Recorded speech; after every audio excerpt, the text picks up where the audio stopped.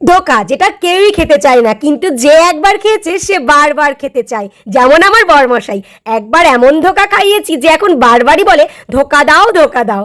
তো যাই হোক, আজকে আমি বানাবো ছোলার ডালের ধোকা। তার জন্য ছোলার ডালগুলোকে ভিজিয়ে ভালো করে পেস্ট করে নিয়েছি, দিয়েছি কিছুটা হলুদ, লবণ আর কাঁচা লঙ্কা বাটা। এবারে তেলের ওপর দিয়ে খুব ভালো করে এটাকে আমি শুকনো করে নেব।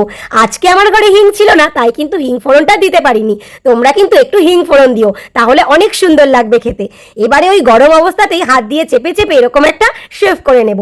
তারপর একটু ঠান্ডা হতেই ছুরির সাহায্যে কিন্তু তোমাদের যেরকম পছন্দ সেরকম শেপের আকারে কেটে নেবে। আমি এখানে বরফির আকারে কেটে নিয়েছি, তোমরা চাইলে চৌকো করেও কেটে নিতে পারো। তো দেখতেই পাচ্ছ অনেকটা মোটা পরিমাণ করেই আমি ধোকাগুলোকে কেটে নিয়েছি। তো ধোকা তো রেডি। তো চলো এবারে আমি ধোকাটা কিভাবে রান্না করি সেটা দেখাই।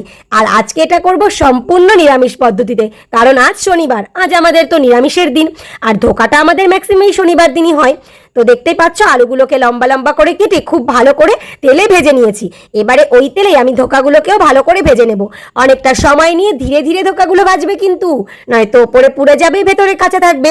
তো দেখতেই পাচ্ছ অনেকটা সময় নিয়ে আমার সমস্ত ধোকাগুলো একদম ভাজা হয়ে গেছে। এবারে ওতে আরও একটু তেল দিয়ে শুকনো লঙ্কা আর জিরে ফোড়ন দিয়ে দেবো। তারপরেতে দিয়ে দেবো আদা, জিরে বাটা আর শুকনো লঙ্কা বাটার একটা পেস্ট। সমস্ত পেস্টটাকে ভালো করে তেলের সঙ্গে কষিয়ে নেব যতক্ষণ না পর্যন্ত তেল বের হয়। এর মাঝখানেই আমি পরিমাণ মতো হলুদ আর লবণও দিয়ে দিয়েছি। যখনই মশলাটা ভাজা ভাজা হয়ে গেছে, এতে একটু গরম জল দিয়ে আবারও খুব ভালো করে কষিয়ে নিচ্ছি। মা বলে মশলা যত কষাবি তত টেস্ট হবে।